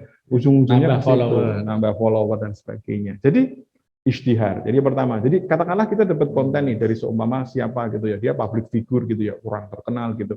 Tapi ternyata setelah kita cek, wah dia ini agak bermasalah. Dia terkenalnya itu di kalangan, mohon maaf ya, artis gitu seumpama. Terus ngomongin masalah apa sih, ngomongin masalah agama gitu kan. Itu kan ya itu bidangnya Mahat Ali lah, bidangnya Maha Santri gitu. Kalau artis yang ngomongin yang lain gitu. Nah, sehingga ini menjadi masalah tentunya. Yang berikutnya adalah jam'ul ahadis wa arduha ala ahadits thiqat. Kalau dalam konteks hadis, kalau orang itu dia punya hadis, hadisnya ini Art itu kayak semacam kalau boleh dikomparasikan ya, diadu ya, ataupun dihadapkan face to face dengan hadis ulama yang lebih thiqah. Sehingga kalau tidak mukhalafah, tidak terjadi perbedaan yang sangat signifikan, maka hadis itu bisa digunakan. Ya sebenarnya kan sama ya, kayak kita semacam mungkin teman-teman banyak baca literatur, kemudian menyimpulkan bahwa COVID itu kayaknya kayak gini deh gitu. Nah, ketika rumusan itu kok tidak mukhalafah dengan apa yang disampaikan oleh otoritas, maka it's okay, tidak ada masalah ya. Karena tidak semua masalah dalam kehidupan pandemi kita ini diatur oleh regulasi. Ya, itu ada beberapa konteks memang yang ya bukan karena pemerintahnya nggak peduli, tapi memang karena kompleksivitas masalahnya. Sehingga memang belum bisa dijangkau secara menyeluruh. Jadi itu adalah terkait dengan jarh wa ta'dil. Prinsipnya, di slide berikutnya, teman-teman sekalian, kawan-kawan para mahasantri, jarh wa ta'dil itu adalah kaidah-kaidah yang digunakan untuk mengetahui kapasitas seorang rawi. Apakah kontennya diterima ataupun tidak. Nah, yang menarik dari al-jarh wa ta'dil ini, dia tidak hanya mengukur secara intelektual saja, tetapi juga secara moralitas. Nah, itu dia. Itulah yang menarik. Jadi, bukan hanya pinternya saja, wah dia hafalannya kuat, dia orangnya ini hadisnya banyak, kontennya banyak, di Instagram dia punya sudah ribuan, followernya sudah pakai huruf ya, 1K gitu sama makan. Bukan hanya itu toh, lihat juga moralitasnya. Nah, inilah kaidah-kaidah yang prinsipnya perlu sekali untuk kita gunakan di tengah era pandemi hari ini. Jadi jangan hanya melihat kualitas kontennya saja, tetapi juga kalau bisa lihat profilnya. Ini penting ya, atau kalau bahasa kerennya ya lihat kurikulum vitae-nya. Pasti dia punya jejak digital, pasti. Hari ini siapa sih yang nggak punya jejak digital? Kita semua akan terdigital secara otomatis ya. Berikutnya, baik. Berikutnya Bapak Ibu sekalian, ini adalah semacam, saya berharap ini nasihat ya, nasihat bagi saya pribadi dan juga bagi teman-teman sekalian, bagaimanapun status kita sebagai santri, kemudian juga sebagai ustadz ya, apalagi kalau sudah kiai gitu ya, ini sangat rentan sekali ketika kita menyampaikan suatu berita kepada publik ya. Anda perhatikan di survei yang dibuat oleh Masyarakat Telematika Indonesia di tahun 2019 disebutkan bahwa alasan orang meneruskan berita yang paling tinggi itu adalah karena dia mendapat berita dari orang yang dapat dipercaya. Dalam bahasa kasar, ketika orang menganggap saya sebagai tokoh masyarakat, sebagai ustadz gitu seumpama, saya ngasih konten ke dia apapun, dia nggak akan mikir panjang. Ya. Langsung diterima. Gitu. Ketika ditanya, ini bener nggak, hoax apa enggak? Mosok Ustadz Fajar ngapusi gitu, mosok Ustadz Ali yang terkenal, masya Allah itu, masa bohong dia, masa dia nggak ngecek dulu? Kan kura-kura dalam perahu kan nggak ada yang tahu gitu kan. Nah itulah permasalahan yang harus menjadi apa ya, kalau saya menyebutnya kaca benggala bagi kita para tokoh masyarakat ataupun yang punya jabatan ini. Hati-hati betul sekali untuk menyampaikan statement, menyampaikan apapun, karena itu bisa sangat fatal sekali. Jadi mungkin bagi kita itu adalah semacam guyonan ya, atau mungkin joke gitu ya. Nggak bakalan lah ada pandemi, orang kita makannya aja sego kucing gitu semua. Mungkin itu guyonan gitu, tapi bagi netizen itu adalah sesuatu yang sangat serius sekali. Sehingga apa yang terjadi, dampaknya adalah banyak orang yang kemudian menggampangkan ya, ataupun menyepelekan pandemi itu sendiri. Jadi carefully, hati-hati betul. Dan yang berikutnya, Bapak Ibu sekalian, ini juga menjadi muhasabah bagi kita di slide berikutnya, seperti yang disampaikan oleh Pak Pandu Riono ya. Beliau ini adalah seorang pakar epidemiologi dari Fakultas Kesehatan Masyarakat UI. Beliau mengatakan Indonesia sudah lama sekali berada di tahapan herd stupidity, ataupun kalau sekarang kita pengennya apa Mas? Herd immunity ya. Kita ingin punya kekebalan komunal ya. Salah satunya yang sedang digalakkan oleh pemerintah adalah vaksinasi massal ya. Apapun vaksinnya asalkan itu diresmikan oleh pemerintah, ada 5 atau kalau 6 ya, udah nggak masalah ya. Karena beberapa waktu yang lalu saya ditanya gitu, vaksin ini bisa nggak Pak, vaksin ini. Terus juga ada yang kalau divaksin yang produknya Amerika gitu ya, itu jadi merasa lebih kebal kayak Iron Man katanya. Jadi sama aja sebenarnya, kekebalan itu kan dari tubuh kita ya. Jadi ya tawakalnya agak kurang kalau orang-orang yang seperti itu, mungkin perlu dimasukkan ke Mahat Ali biar nggak sombong. Saya habis divaksin made in Amerika gitu, ente made in China gitu Pak. Itu Biar lebih tawaduk. Iya, seperti itu. Jadi ini adalah yang kita hadapi saat ini, Bapak Ibu sekalian, teman-teman para mahasantri. Di luar sana banyak sekali orang-orang yang butuh edukasi, butuh untuk diberikan pencerahan terkait dengan masalah pandemi.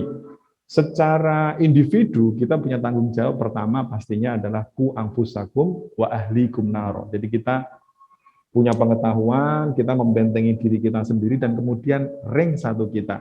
Tetapi sebagai akademisi, sebagai para santri ini, kita punya tanggung jawab untuk berkhidmah kepada masyarakat. Kita punya kewajiban untuk berdakwah kepada masyarakat. Nah, dakwah-dakwah itu juga perlu sekali untuk kita sisipi dengan konten-konten yang menghindarkan masyarakat kita dari bahaya hoax. Dan hari ini saya melihat sekali ada beberapa Mahat Ali yang sudah mulai kontennya itu arahnya ke sana ya, arahnya lebih ke arah penanggulangan pandemi ya. Jadi kalau dulu kan masih tema-temanya itu masih datar-datar saja gitu ya. Tidak ada yang salah, tetapi ada prioritas yang perlu untuk kita diskusikan bagaimana konten itu dibuat agar relevan dengan isu atau grand issue kita hari ini. Jadi prinsip bikin konten itu kan pengennya apa, yang dihadapi masyarakat apa sih.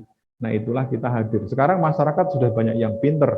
Mereka sudah bisa tahu kaidah al-wiqayatu khairun minal ilaj gitu. Itu orang kampung itu sudah bisa ngomong kayak gitu, Pak. Kenapa? Karena dia punya Instagram. Loh iya bener itu. Dia sudah bisa tuh, perawat-perawat di tempat kami, dokter itu sudah bisa ngomong al-masyaqqatu tajlibut taisir gitu. Dulu kan yang bisa ngomong kayak gitu kan cuman santri kan, atau orang-orang yang akrab lah dengan kitab, dunia kitab lah. Tapi orang-orang di luar sana hari ini itu sudah mulai terkontaminasi dalam konotasi positif ya, dengan apa yang sering kali kita pelajari di pondok pesantren gitu. Bahkan kemarin kan ada temen gitu ya, biasa anak muda uangnya banyak, bingung mau ngapain, nanya. Kan sekarang lagi rame sel-sel itu kan, 10-10 WIB dan sebagainya gitu. Itu ketika nanya sama temennya gitu, kita gimana Pak, kita belanja apa kagak nih Pak gitu. Dia bisa ngasih dalil sulamul aulawiyat gitu katanya gitu. Bukan santri itu yang ngomong. Apa itu? Itu namanya prioritas Pak. Jadi ada namanya doruriyat, hadiah tahsiniyat gitu. Jadi belanja online itu insya Allah nggak sampai doruriyat Pak. Kalau nggak belanja kan kita nggak mati gitu. Artinya apa? Ada beberapa pondok pesantren juga, saya berharap tentunya adalah Mahat Ali ini sudah berpikir bagaimana packaging ya, bagaimana kita mengemas konten-konten itu menjadi sesuatu yang ramah kepada publik, sehingga kita juga bisa mendakwahkan bahwa Islam itu sebenarnya udah dari sononya keren gitu. Kita sudah punya banyak sekali piranti dan kita tinggal mempraktikkannya saja. Jadi sebagai penutup, Bill Gates pernah mengatakan konten is king, konten itu raja, dan kita semua juga konten kan kita sudah punya. Buku-buku di maktabah kita itu loh. Kitab-kitab Turath kita itu kalau dieksplorasi, kita geber habis-habisan, itu akan memunculkan banyak sekali hal-hal yang mungkin tidak terfikirkan oleh konten kreator kita hari ini. Sultan Andara lewat pokoknya kalau Mas santri bikin konten ya, itu cuma gitu-gitu aja, pamer mobil gitu. Coba kalau santri itu pamer kehidupan di pondok gitu, sehingga orang itu kan bisa lihat, Masya Allah santri tirakatnya luar biasa. Saya punya anak, saya nikahkan sama santri kan, secara tidak langsung kan, satu kali lempar 10 pulau terlampaui. Tadi gitu. yang pamer tadi, kalau punya anak, dikasihkan punya mantu santri. Gitu kan. Artinya pangsa pasar itu, kalau saya melihat bahwa jumlah pengguna media sosial yang sangat banyak ini, jangan dibiarkan begitu saja ya. Artinya memang kita harus bertarung. Kalau tadi hoax yang paling banyak ada di Facebook, sudah saatnya Mahat Ali, para Mahat santri ini, ayo dong kita ikut berantem ya dengan konten-konten kreator yang otaknya itu duit, cuan. Dia jualan traffic, jualan kebohongan hanya untuk memuaskan bigit angka di saldo tabungannya saja. Santri punya niatan yang lebih mulia untuk mendakwahkan kebenaran dengan banyak sekali. Salah satunya adalah al-jabr. Jadi teman-teman sekalian, sebagai penutup, ini bukan quote ya, juga bukan kesimpulan, apalah monggo terserah menyebutnya. Al-jarh wa ta'dil adalah hoax buster. Ini seringkali didengungkan ya, buster itu kayak semacam pencegahan ya, penangkap hoax. Kita punya pirantinya, kita punya alatnya yang mengajarkan kepada kita untuk selektif dan kritis dalam memilih sumber berita. Kok nggak nyambung ya Pak sama gambarnya? Ya udah dinyambung-nyambungin aja lah, gitu aja kok repot ya. Ini yang di sini protes Bapak Ibu sekalian. Yang itu mungkin maksudnya supaya lebih selektif dalam memilih. Kalau suami, Iya gitu. Mohon maaf Pak Kiai Rusdi, ini saya menghadapi para zombie, jomblo fisabilillah. Jadi kalau lihat foto cewek itu langsung wah gitu, semangat gitu ya. Kalau sudah nikah biasa aja, biasanya kayak gitu. Kurang lebihnya saya mohon maaf, Bapak Ibu sekalian, para kiai dan Ibu Nyai, juga teman-teman mahasantri. Tentunya selama diskusi hampir 1 jam ya Mas, kita bahkan lebih mungkin ya. Ada kalimat-kalimat yang mungkin tidak pantas dan tidak berkenan di hati panjenengan semua. Kami mohon maaf. Prinsipnya memang saya pribadi sangat berharap sekali Mahat Ali ini menjadi sesuatu yang positif tentunya di jagat media sosial Indonesia, agar nuansanya itu tidak hanya itu saja, tetapi santri berdaya dan santri insya Allah bisa menjadi konten kreator yang unik dan belum banyak kayaknya. Jadi semoga nanti dengan Mahat Ali yang ada 35 ya kalau tidak salah, itu karakteristiknya itu muncul, salah satunya adalah dakwah di media sosial. Itu saja yang dapat kami sampaikan. Banyak sekali kekurangan tentunya, mohon maaf. Wallahu minkum. Wassalamualaikum warahmatullahi wabarakatuh. Waalaikumsalam. Terima kasih kami ucapkan kepada beliau Kiai Haji Ahmad Fajar Inhal yang telah memaparkan presentasi beliau yang sangat luar biasa, dimulai dari perkembangan hoax itu sendiri, mulai dari zaman dulu sampai sekarang ternyata mengalami peningkatan yang sangat ekstrim gitu ya Ustaz ya. Bahkan peningkatannya sampai 133%. Itu saja hanya dalam waktu 1 tahun. Kemudian ternyata fakta menariknya netizen kita di negara plus 62 ini, di negara berflower, berkembang maksudnya ya. Ternyata netizen kita itu salah satu netizen yang tidak sopan. Dikarenakan ya tadi suka menyebar hoax, suka menebar caci maki di sosial media. Ini juga fakta unik, kemarin juga ada sempat rame itu, ada kasusnya Gotham Chess. Mengikuti nggak Ustaz? Nah, itu juga Gotham Chess itu juga sampai pusing menghadapi netizen Indonesia ini. Dewa Kipas. Nah, Dewa Kipas melawan Dewa Kipas. Bahkan ditampilkan di platform yang sangat banyak followersnya. Dan ternyata terverifikasi, terklarifikasi ternyata curang. Nah itu dia. Nah itu ya, kalau boleh saya menyimpulkan dari apa yang beliau sampaikan, kita sebagai mahasantri, kita sebagai umat Islam, tentu kita sudah mempunyai salah satu piranti, kita sudah mempunyai salah satu ilmu, yaitu ilmu jarh wa ta'dil, yang dapat kita gunakan untuk menilai atau bisa jadi menjudge gitu ya, menilai orang atau bahkan instansi ya Ustadz ya, dalam menyampaikan konten. Tidak hanya menilai secara kredibilitas, secara kompetensi, tapi kita juga harus menilai secara moralitasnya. Bisa saja yang menyampaikan konten atau berita itu mempunyai kredibilitas yang luar biasa, mempunyai kemasyhuran atau terkenal di mata masyarakat dan terkenal juga kompeten. Tapi kita jangan melupakan sisi moralitasnya. Nah, disitulah kita dapat menerima informasi yang valid atau sahih dalam bahasa ilmu hadis ya. Ya, seperti itu. Terima kasih atas perhatiannya. Bagaimana Kiai Rusdi, apakah bisa diteruskan sesi? Masih ada waktu sekitar 20 menit, 25 menit. Saya sambil nunggu Pak Ses. Silakan kita dialog dulu. Ada sekitar 25 menit. Ya. Terima kasih. Untuk sesi selanjutnya akan kita teruskan ke sesi diskusi ya, tanya jawab. Mungkin dari kami akan menampung 3 pertanyaan ya, 3 pertanyaan dulu. Mungkin 1 pertanyaan dari Mahat Ali Balikambang. 1 pertanyaan dari Mahat Ali ya. Mas Santri Balik Kambang, kemudian 2 dari audiens Nurul yang Kornain. berada di Zoom meeting. Silakan, mungkin ada yang bertanya. Oh, yang raise hand banyak sekali ya. Yang Raise hand ada 4 ya. Monggo. mungkin itu ya dari Ustadz Amin Ma'had Ali. Ya. Ustadz Amin Ma'had Ali itu Ma'had Ali sini atau Ma'had Ali mana ini? Oh ya, beliau bertanya melalui live chat di situ ya.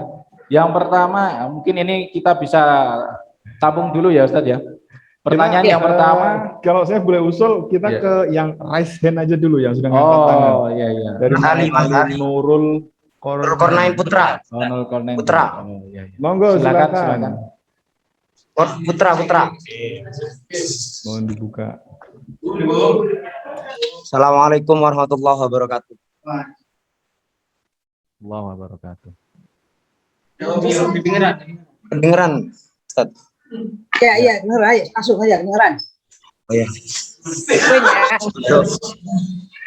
Mohon izin bertanya, kami dari Ma'had Ali Nurul Kornain Putra. Untuk pembahasan kali ini adalah tentang menanggulangi tsunami hoax, yang mana nanti ada penanggulangan dengan cara jarhu wa ta'dil. Untuk kami mungkin dari santri mungkin tahu metode jarhu wa ta'dil, mungkin tahu karena di dalam kitab Bughiyatul Mustaq Syarhul Luma mengatakan bahwasannya untuk metode takdil sendiri, orang yang mentakdil itu harus tahu terhadap syarat-syarat orang yang termasuk adil.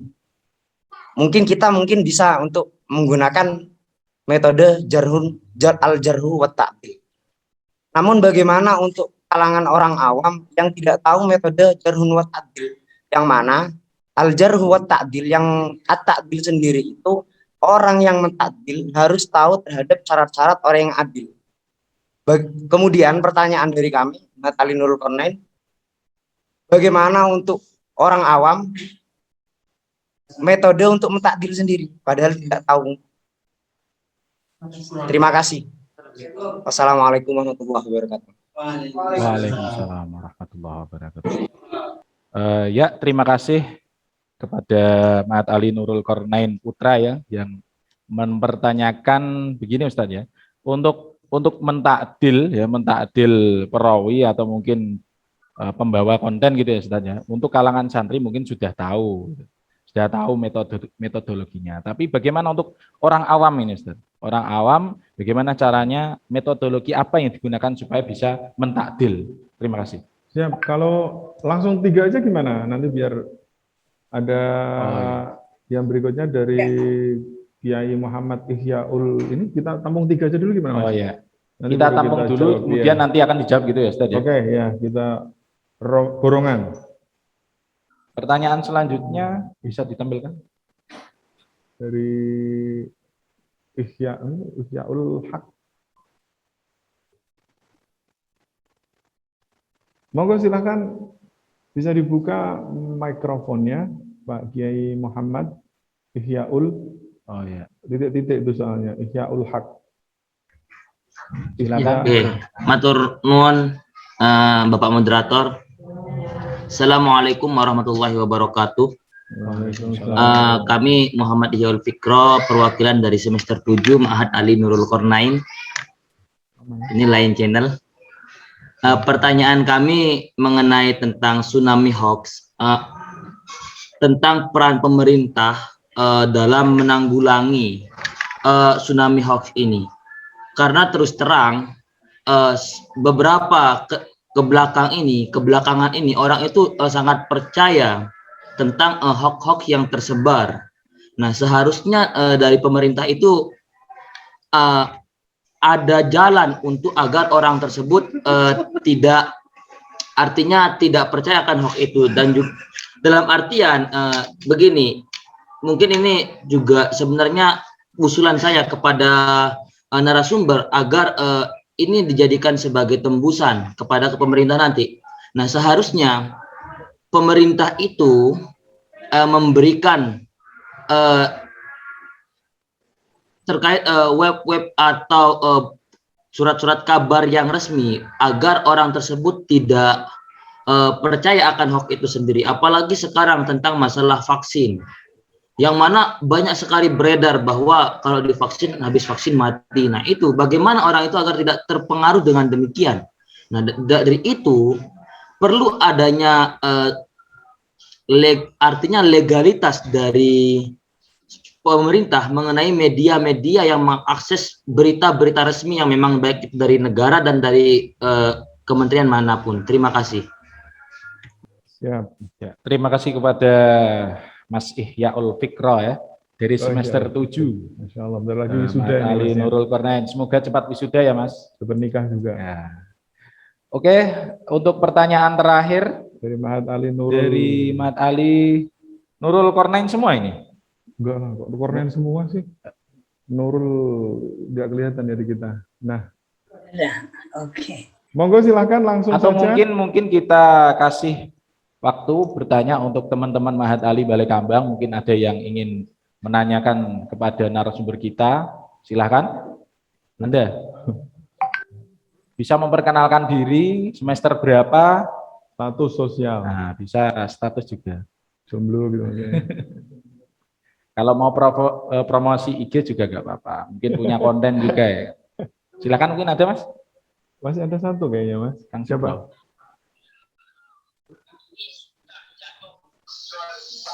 Monggo kan, untuk mic-nya.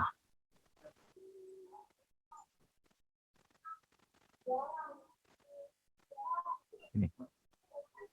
Welcome on. Monggo. Mana bertanya? Monggo, ini ada satu penanya Kiai dari. Ada satu penanya ya. Tes. Oh iya, sudah. Silakan. Oh, pakai. Terima kasih.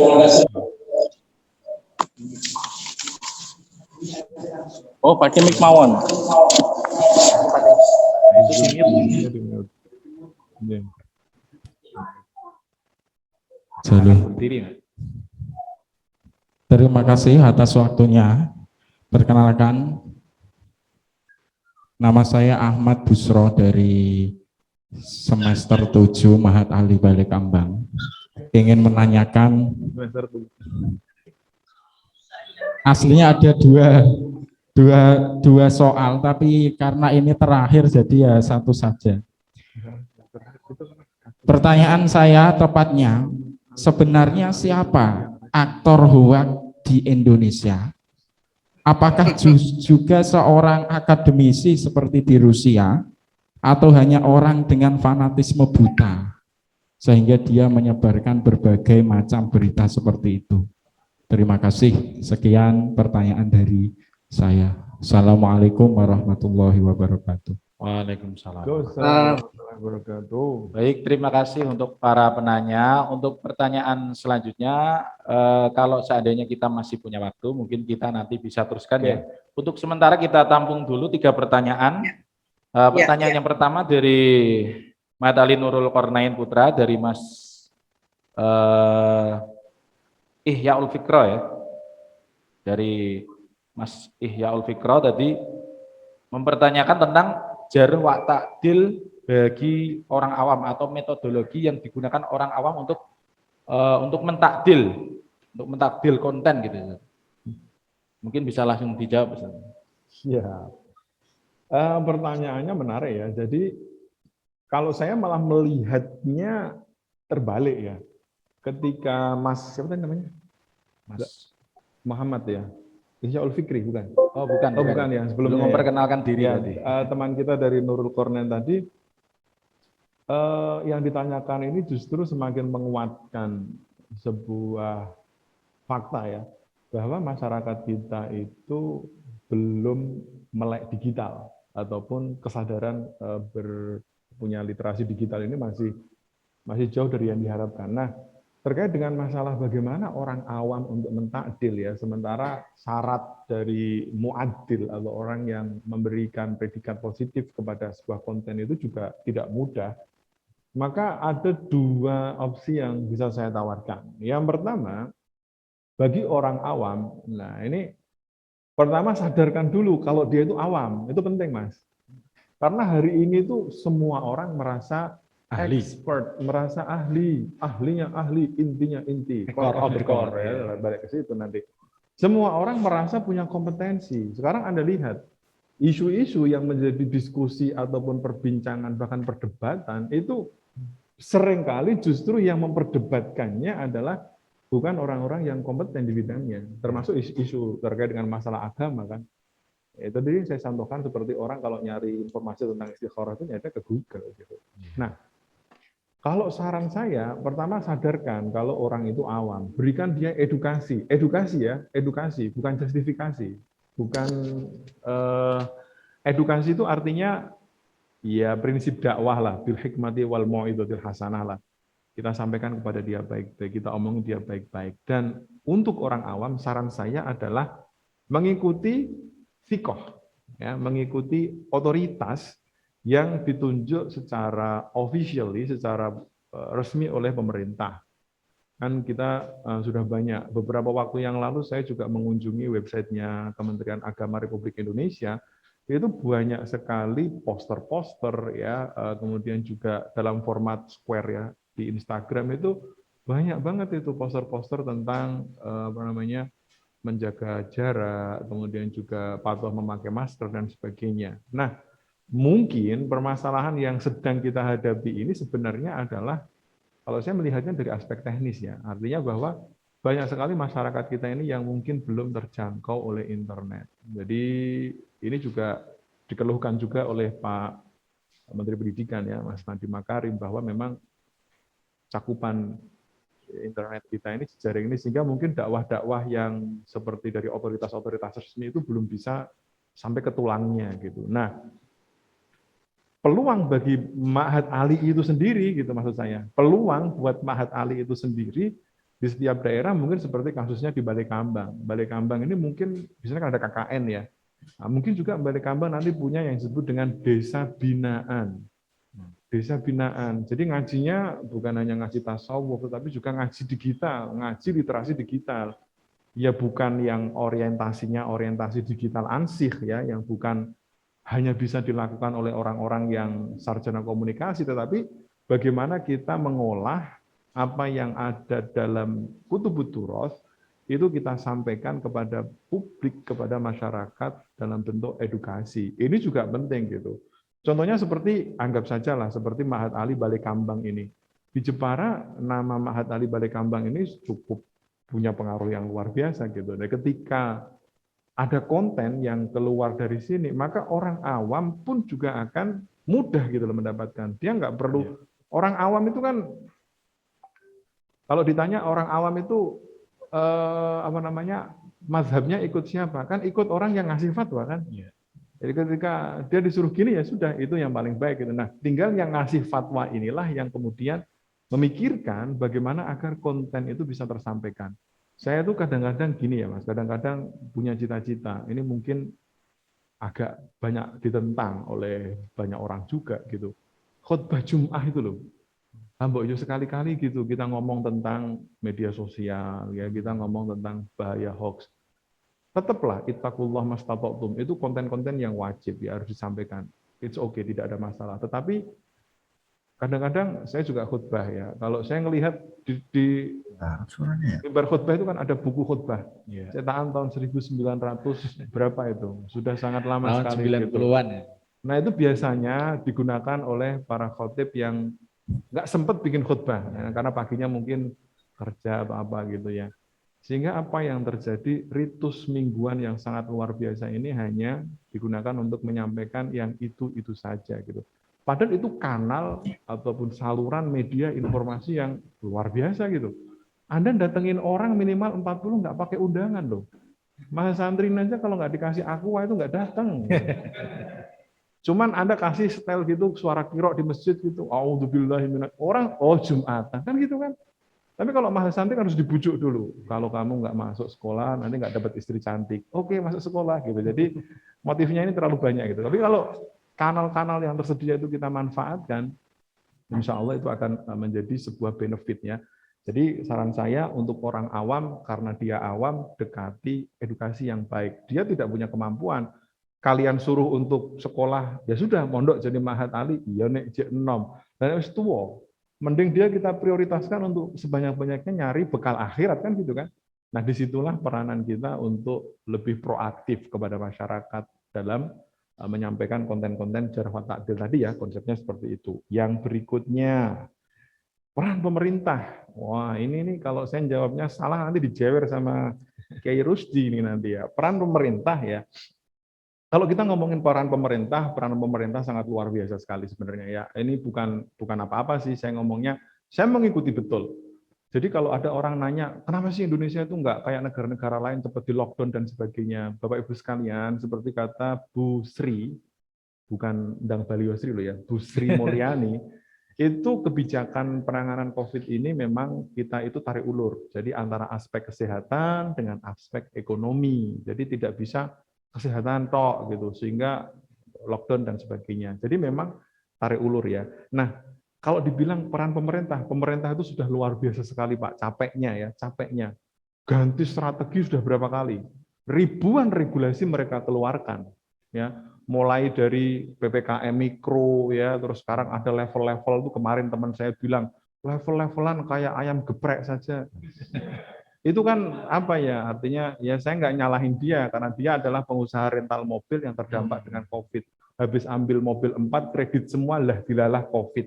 Jadi agak marah lah sama pemerintah. Tetapi poinnya adalah sebenarnya regulasinya itu bejibun, bener. Kayak kami di rumah sakit, itu yang namanya regulasi COVID itu berubah hampir tiap hari, Pak. Kita baca terus itu. Yang kemarin jenazah tidak boleh dimandikan, sekarang boleh dimandikan. Yang kemarin pakai APD level 3, sekarang diturunkan menjadi APD level 2. Yang kemarin harus pakai masker bedah, sekarang tidak boleh, harus pakai masker yang maksimal itu ya, KN ataupun N90. Itu semua berubah. Nah, masalahnya adalah kadang-kadang komunikasinya ini putus. Ya, kalau ditanya masalahnya di mana, ya banyak sebenarnya ya.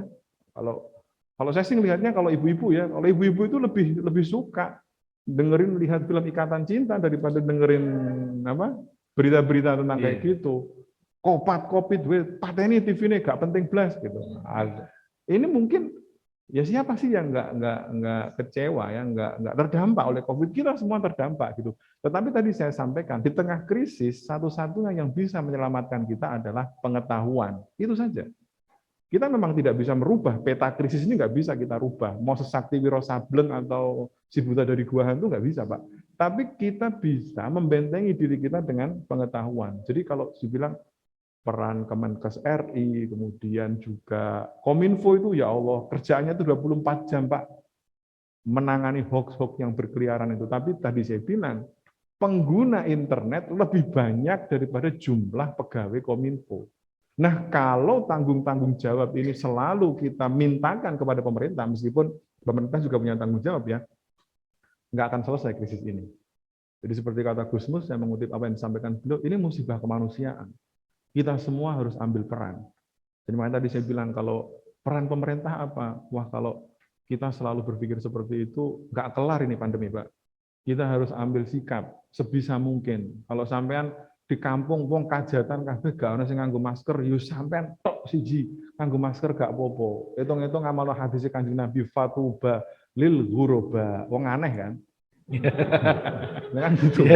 Wis gak apa-apa, wis kita membesarkan hati gitulah. Orang lain pada los-losan piknik, posting di sini piknik, kita masih physical distancing. Yo gak apa-apa, hitung-hitung muhasabah ya, zikir sing akeh di rumah gitu kan. Artinya jadi gini, saya punya prinsip ya yang disebut dengan high quality response ataupun bagaimana kita merespon. Kita tidak bisa menentukan akan seperti apa masalah di luar sana. Tetapi Allah memberikan kesempatan kepada kita untuk merespon. Respon itu milik kita. Yang terjadi memang nggak bisa kita kontrol. Pandemi mau ngamuk kayak apa kita nggak bisa kontrol. Tapi kita punya kemampuan untuk merespon. Itu mirip kayak hadisnya Rasulullah, ajaban di amril mukmin ya kan. Kalau dikasih ujian, dia sabar. Kalau dikasih nikmat, dia bersyukur. Itu kan bagaimana kita merespon. Sama kasusnya seperti pandemi. Jadi kalau kita hanya berpikir ini pemerintah kemana ya nggak kelihatan. Pemerintah ada, pemerintah selalu bikin regulasinya banyak. Saya itu banyak banget. Sampai blenger kadang bacanya itu 3.500 sekian regulasi sejak awal pandemi sampai hari ini untuk yang rumah sakit saja. Yang lainnya lebih banyak lagi di industri, di ekonomi dan sebagainya. Jadi ini saatnya para mahasantri untuk ambil ini ya, ambil peran saatnya. Kapan lagi? Ini tantangan sekaligus peluang. Ya, ini peluang bagi kita semua. Kan kalau kata filosofinya kan hanya yang kuat yang bisa bertahan. Only the strong can survive. Dan itu sudah diramalkan jauh sekali oleh Pak Renal Kasali. Beliau bilang, dulu kan sebelum pandemi ada namanya disrupsi namanya. Dulu orang kalau pengen naik pesawat, dia harus ke travel kan. Mbak, saya mau ke Jakarta gitu. Sekarang cukup dengan HP. Akhirnya toko travel banyak yang tutup. Nah, kecuali guru Mahatali, itu nggak bisa digantikan robot. Jadi makanya saya agak tenang di Balai Kambang ya. Sampai saat ini belum ada robot yang bisa menggantikan guru gitu ya. Jadi kalau saran saya, kalau ditanya regulasi pemerintah kemana, pemerintah selalu ada ya, selalu hadir, banyak sekali regulasinya. Tapi saran saya, ambil peranan. Kita bisa lah insya Allah. Kuntum khairu ummah. Yang terbaik, masa kalah sama pandemi gitu ya. Receh lah pandemi itu. Tapi ya jangan mengecilkan. Gitu. Yang terakhir, ini pertanyaan tersulit dari ini ya. Lebih sulit dari materi yang diminta oleh saya. Kalau ditanya siapa aktornya, aktornya siapa? Yang jelas hari ini Amerika sama Cina masih berantem. Kasus 01 itu di mana? Apakah di Wuhan ataukah di Amerika? Mereka masih ribut gitu. Jadi kalau saya menjawab nggak seru ya, nanti dikira saya bocorin pertempuran antara Amerika dengan Cina gitu. Tapi poinnya sebenarnya Mas, kalau saya menyebutnya hoax itu adalah industri. Industri, kita menyebutnya industri. Jadi hoax itu diproduksi. Anda bayangkan, diproduksi itu. Kalau dibilang siapa, ya siapapun yang punya kepentingan. Anggap saja seumpama saya mau nyalon jadi apa Mas? Bupati gitu ya. Ya sudah, saya sewa gitu, buzzer, influencer gitu. Saya nyewa beberapa orang gitu untuk menampilkan citra saya kepada publik. Itu aktornya. Siapapun orang yang punya kepentingan dan dia melihat pangsa pasar media sosial ini sesuatu yang sangat seksi untuk dioptimalkan, dia akan masuk ke situ gitu. Tapi kalau ditanya pandemi ini aktornya siapa? Ya kita tunggu saja nanti hasil investigasinya akan seperti apa. Tapi sebenarnya kalau saya pribadi tidak penting sih tahu siapa di balik ini, tapi bagaimana kita survive. Target kita hari ini adalah kita hidup sampai pandemi kelar. Karena di depan sana masih banyak sekali lahan dakwah dan kebaikan yang harus kita perjuangkan. Itulah kenapa sampean semua harus sehat, pakai masker dan vaksin. Ngomongnya udah kayak pegawai rumah sakit ya. Itu promosi kesehatan ngomongnya gitu. Iya, memang relevan gitu ya. Jadi aktornya siapa? Wah, sangat rumit sekali. Mungkin kalau ngomongnya sama orang-orang sekelasnya Mas Ismail Fahmi ya, yang punya drone emprit itu dia punya algoritmanya, dia bisa melihat tuh sumber-sumbernya hoax dari mana, kecenderungannya ke kelompok mana bisa. Cuman kalau saya pribadi capek nanti kita kalau pengen tahu aktornya siapa. Siapapun bisa menjadi aktor gitu, siapapun bisa. Bahkan yang kemarin terbaru kan kasus Barcelona kena denda banyak kan, gara-gara dia pakai jasa agensi untuk membazir pemain-pemain favorit mereka, yang akhirnya salah satunya pergi ke PSG. Itu kan gara-gara termasuknya dikecewakan oleh klubnya. Uang itu bikin berita hoax, performanya dikritik semuanya. Makanya sekarang kalau dibilang jangan percaya deh apa yang kita lihat di internet, itu betul sekali karena bisa jadi itu adalah kebohongan. Itu saja mungkin dari saya. Ada lagi? Cukup Mas Ali, sekali. Pases sudah masuk nih. Sekali. Sudah ya, Pases sudah. Pases. Oke. Monggo. Ya, nanti Ustaz Ali tutup dulu, nanti kita serahkan Pases. Silakan moderator tutup dulu Ustaz Ali. Oh iya.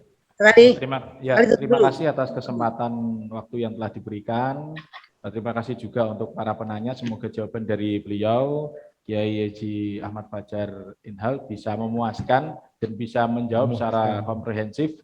Dan semoga apa yang disampaikan oleh beliau dapat bermanfaat bagi kita, terutama dalam menyaring segala informasi yang kita terima, agar kita tidak terjerat dalam hoax-hoax ini dan semakin kacau pikiran kita. Nah, seperti yang saya sampaikan di awal tadi, inilah salah satu cara supaya kita membentengi mindset atau pola pikir kita.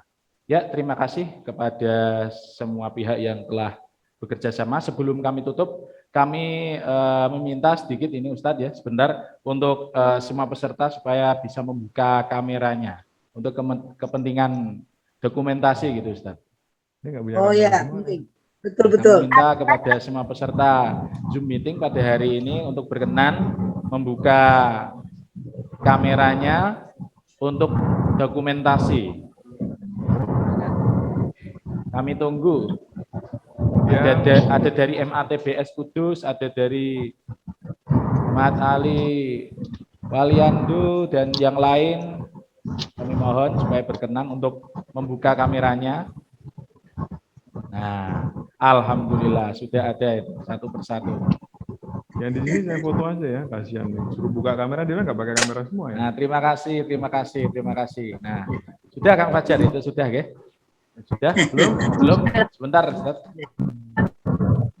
Dihitungi dong Mas, 1, 2, 3 dihitung gitu. aja, Ustaz. Ya, Oke. dihitung. Gaya bebas ada nggak gaya bebas? Ya, biar nanti bisa action dulu. Gimana Mas Fajar? 1, 2, 3. Oke. Ini banyak Oh, slide membuka ini. selanjutnya. Masih ada berapa? 10 slide. Oh, sampai asar ini nanti. Slide selanjutnya. Udah nggak apa-apa. Oh, ada 10 slide ya? Waduh. 10. Ya, udah nggak apa-apa. Lama ini hisapnya ini kita. Ya Allah, ya Allah. Betul aja dulu nggak apa-apa. Karena pada ini, silakan. Bagaimana, Kang Fajar? Ya. Udah. Bentar.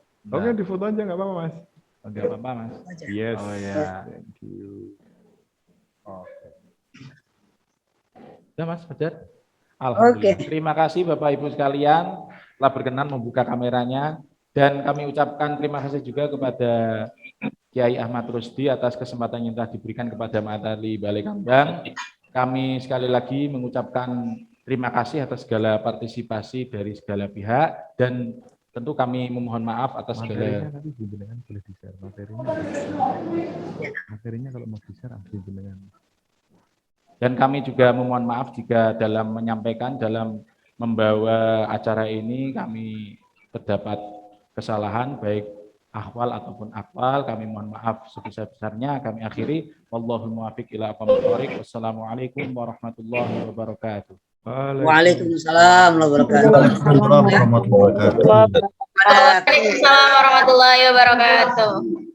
Terima kasih pada Ki Fajar, terima kasih pada Ustaz Ali, dan terima kasih pada pengasuh pesantren Balekambang, dan juga ada Kiai Lubis juga di sini, dan para mudir Mat Ali semuanya. Ada kasus juga Pak Aceng, dan juga teman-teman di PDMA, dan juga teman-teman di Pendis yang mengikuti acara pengajian pada siang hari ini. Pak Aceng, kita langsung ke Pases atau Pak Aceng mau kata dua kata? Langsung ke Pases. Pak Sudit, langsung Pases saja.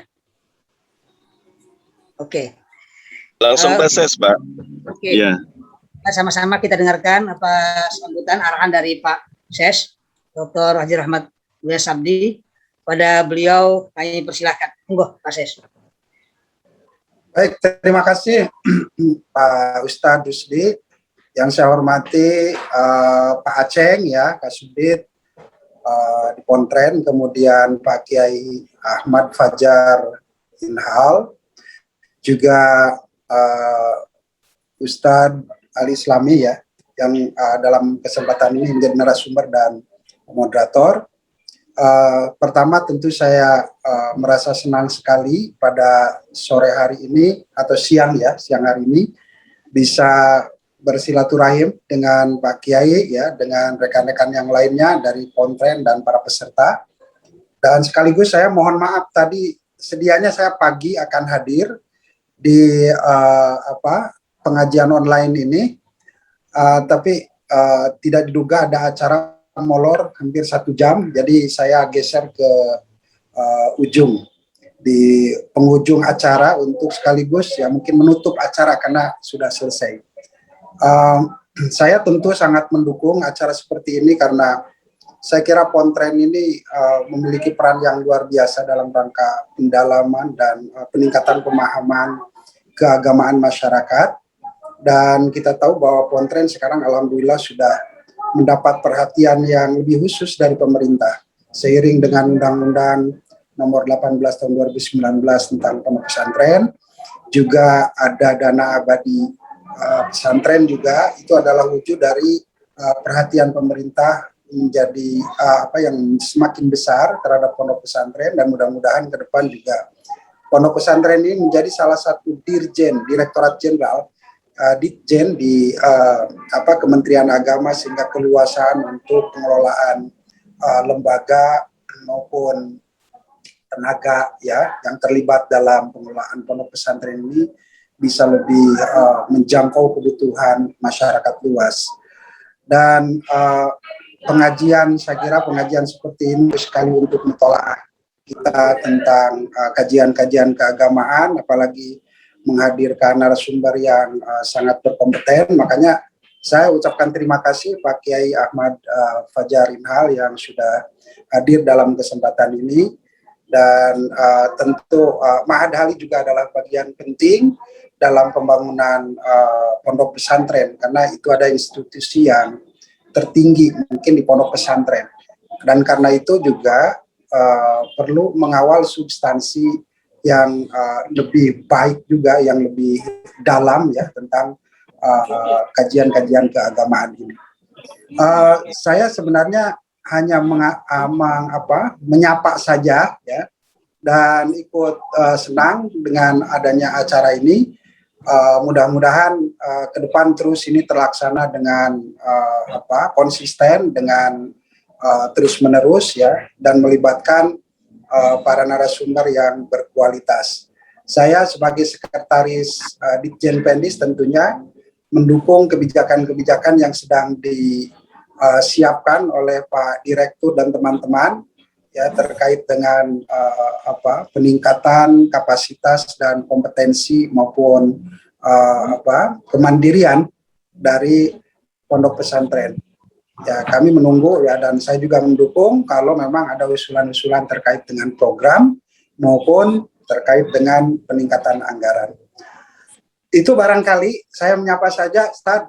Mohon maaf mungkin tidak banyak memberikan arahan yang ini. Cukup saja sekian, dan saya dapat amanat untuk menutup pengajian online ini dengan sama-sama mari kita baca dengan sama-sama membaca hamdalah. Alhamdulillah. Demikian, terima kasih. Allahul muwaffiq ila aqwamit thoriq. Wassalamualaikum warahmatullahi wabarakatuh. Waalaikumsalam